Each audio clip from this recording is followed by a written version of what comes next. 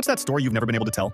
My girlfriend Ava and I had been dating for about 6 months when it happened. At that point, everything still felt new and exciting. But this was the first time I realized just how deeply I cared about her. It was a random Thursday, and I'd just gotten home from the worst day at work. The kind of day where everything goes wrong, and you can't seem to catch a break. I was exhausted, irritated, and ready to lock myself in my room and forget the world existed. Ava knew I'd had a rough day, but instead of the usual "Are you okay?" text, she told me to come over. When I got to her place, the lights were dim, and the smell of something incredible hit me as soon as I walked in. She'd made homemade chicken pot pie, not some microwave thing, but the real deal. She grinned and said, "I thought you could use some comfort food." But it wasn't just the food. She'd set up her living room with blankets and pillows and queued up my favorite childhood movie on her TV. When I asked her how she even knew what it was, she just shrugged and said, "You mentioned it in passing once. I figured tonight was a good excuse to revisit it." We spent the whole night on her couch, eating pot pie straight out of the pan and quoting every cheesy line from that movie. She didn't push me to talk about work, didn't try to give me advice. She just created this little bubble where nothing else mattered. The wholesome part? Halfway through the movie, she looked over and said, "You don't have to be on all the time, you know. It's okay to just exist." I didn't even realize I'd been holding so much tension until she said that, and suddenly everything felt lighter. That night wasn't about grand gestures or dramatic confessions. It was about someone knowing exactly what you need without you having to say a word. Ava turned an awful day into one of the best nights of my life, and that's when I knew this wasn't just a relationship. This was